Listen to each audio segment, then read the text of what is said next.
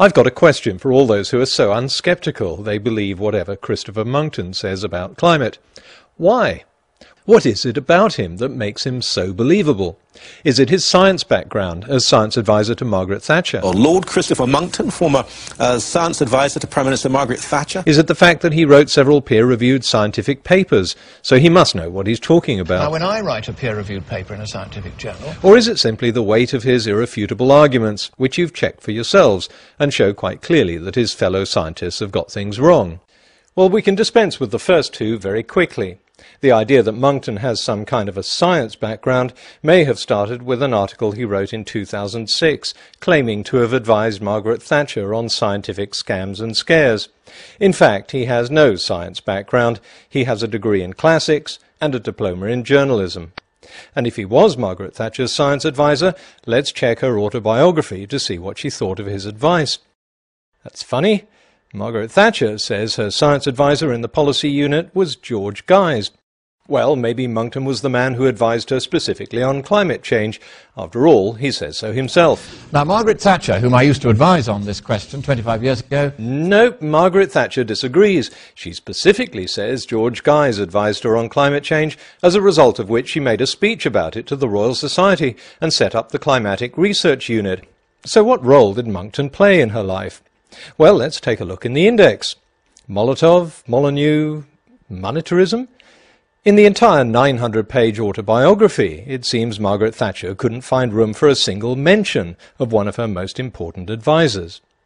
To be fair to Monckton, he started out in his climate campaign freely admitting he has no qualifications as a scientist. So you may be thinking, what right does a non-scientist, albeit a former political advisor to prime ministers, have to talk to us about the science of climate change? What about that peer-reviewed scientific paper?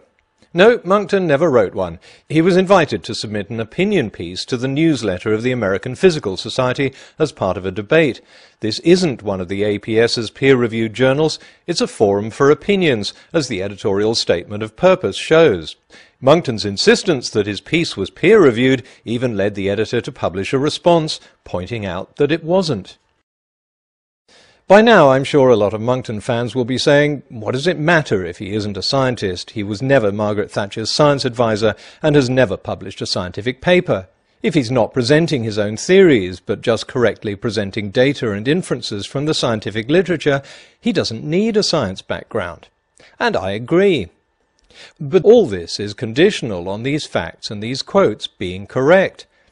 If anyone thinks we should unquestioningly believe whatever Monckton says and that checking his facts is somehow unfair, I'm going to call on someone who's going to support me throughout these videos. Skepticism is the highest of duties, blind faith, the one unpardonable sin. Yes, Christopher Monckton himself. Now, I'm not going to give you, as he did in that film, my opinion about climate change, because it is as worthless as his.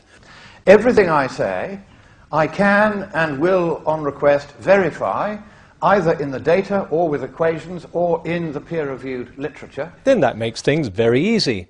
Where Mr. Monckton gives sources, we can check them to make sure he's quoting them correctly. Where he doesn't give sources, we'll find out if he has any.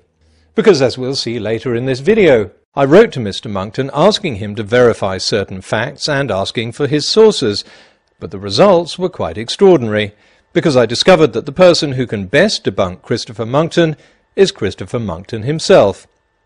So where do we start? So here's the first one.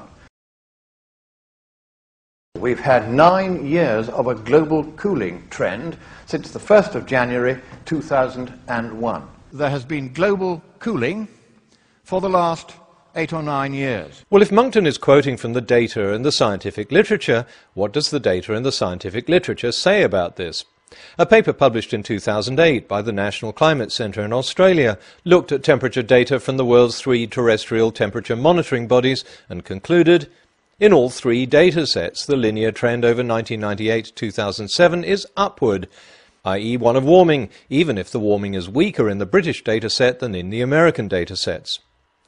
1998 was even warmer than Monckton's starting point, 2001. In addition, an independent group of statisticians was given the raw data by the Associated Press without being told what it was. The experts found no true temperature declines over time. And the AP quoted NOAA climate monitoring chief Deki Arndt as saying, "The last 10 years are the warmest 10-year period of the modern record. Even if you analyse the trend during that 10 years, the trend is actually positive, which means warming." So if temperature monitoring bodies and reviewers and statisticians say the trend is up, what experts is Monckton citing to show the trend is down? And what that looks to me like is a fairly hefty, and indeed it is, statistically significant rate of fall. It turns out, none. Monckton is giving us his own opinion, and since he has no expertise in this field, he's quite right to say that his opinion is as worthless as Al Gore's. For a start, you can't tell statistical significance just by looking at a graph. As I explained in an earlier video, statistically significant doesn't mean notable. It has a specific mathematical meaning and has to be calculated. But statistically significant or not, how did Monckton end up drawing a downward trend line when all the experts insist that the trend is up? It turns out the answer is very simple. It all depends on where you choose your start and end points. Global temperatures are subject to short-term cyclical factors, from the El Niño Southern Oscillation every few years to the solar cycle every 11 years. So if you choose the start and end point over a very short period of time, with strong warming factors such as El Niño near the start, and an exceptional solar minimum towards the end, these natural background fluctuations will skew the result.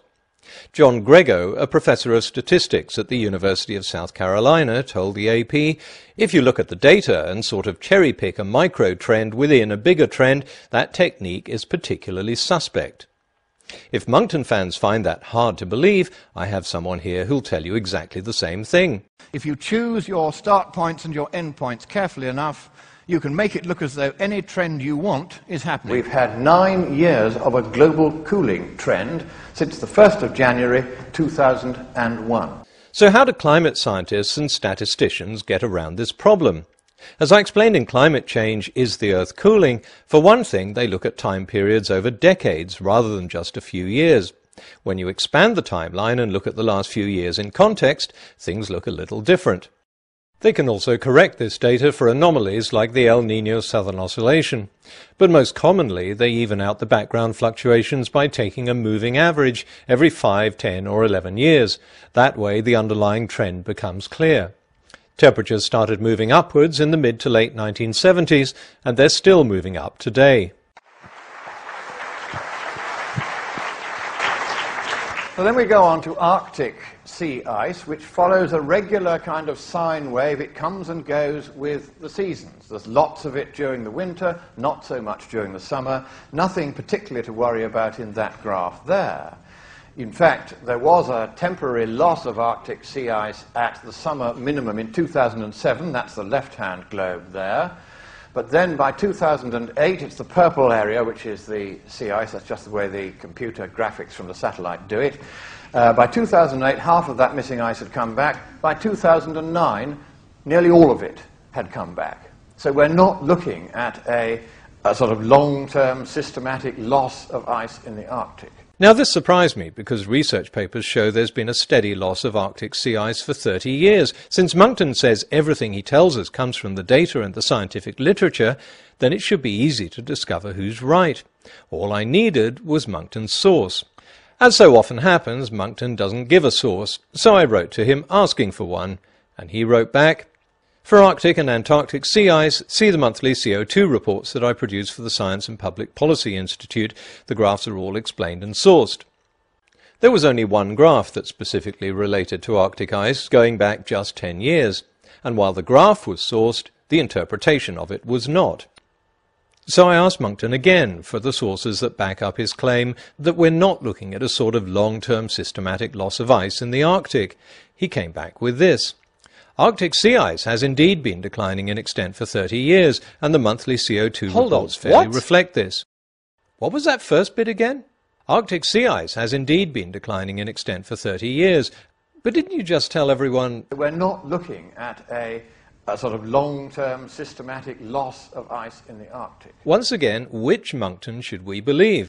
Writing in the monthly CO2 report, Monckton does indeed accept that there has been a decline. There has been a very slight decline in the trend of global sea ice extent over the decades, chiefly attributable to a loss of sea ice in the Arctic during the summer. So his preaching of no long-term decline is not only unsupported by the data and the scientific literature, even Monckton accepts that it's wrong. And yet the arguments he gives to his audiences seem absolutely convincing.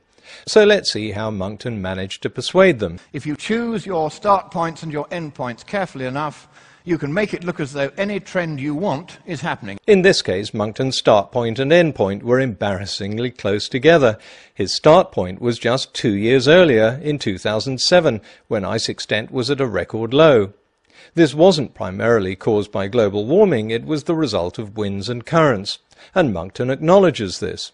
But there are 30 years of data going back to when satellite images were first taken. This is what it shows. As Monckton admits, when you press for a source, it's a 30-year decline. And if we go back even further, we can see the last 30 years in context.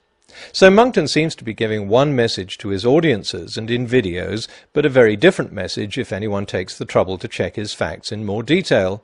As I've said before, when someone makes a surprising claim, the best way to disprove it is to force them to give up their source, however reluctantly. 90% of the time, finding the source, or the non-existence of a source, gets you to the truth. How many of you have heard that Greenland is melting away? Yes, that's right, you've all heard that. Right. Here is a paper by Johannessen et al., very diligent Danish researcher, using laser altimetry. And what he found was that between 1992 and 2003, the average thickness of the vast Greenland ice sheet increased by 2 inches a year. Up to a point, Lord Copper. Once again, resolving the differences between Monckton and the climatologists is fairly easy, because both claim to cite the scientific literature. And here Monckton actually gives us a source, a paper by Johannessen published in 2005. If Johannessen's altimetry measurements show a thickening of the Greenland ice sheet, and this is not disputed by other researchers, then Monckton doesn't need to convince me with pictures of ice getting thicker. What I am going to do is check what Monckton claims. I'm going to read Johannessen's paper. And it turns out he did not report that the average thickness of the Greenland ice sheet has increased. On the contrary, he says we can't make that assessment because his study only measured the interior of Greenland at an altitude of 1,500 meters or more. The title of the paper alone should have been a clue. It's conceivable, Johannessen says, that Greenland is losing more ice through ablation, that's melting, at the lower altitudes than it's gaining ice at the higher altitudes he measured. That's putting what he said into plain English, but if Monckton fans find it hard to believe Monckton got this wrong, please pause the video and read what Johannessen wrote for yourselves, or look up the paper on the internet and read the whole thing. And since that paper was published, other studies have shown that the ice loss at lower altitudes is greater than the ice gain that Johannessen measured. In other words, there's a net loss of ice from Greenland. 2 definitive papers were published in 2006. So these were available to Monckton at the time he made his speeches, telling everyone that there was no net loss.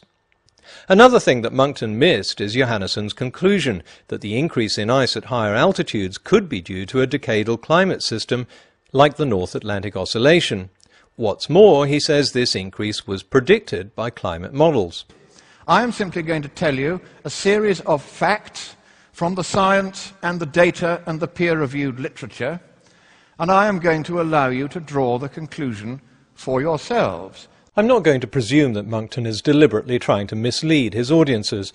As always, I can't discern motivation. I can only check the information and show whether it's right or wrong. But assuming Monckton is sincere in his beliefs, then there are only 2 possible conclusions. Either he didn't read or he misunderstood the scientific studies that have measured the loss of ice in Greenland. And either he didn't read or he misunderstood the one paper he quoted upon which his entire argument rests. I would urge Monckton fans to do what I did. If he doesn't give a source, be skeptical. If he does give a source, read it. And that's what the scientific method is about. It's about checking. Monckton gets so many things wrong, and it's so easy to show that he's wrong, that I've got at least 2 more videos to do on him. And in case they get removed from YouTube, please copy and mirror them.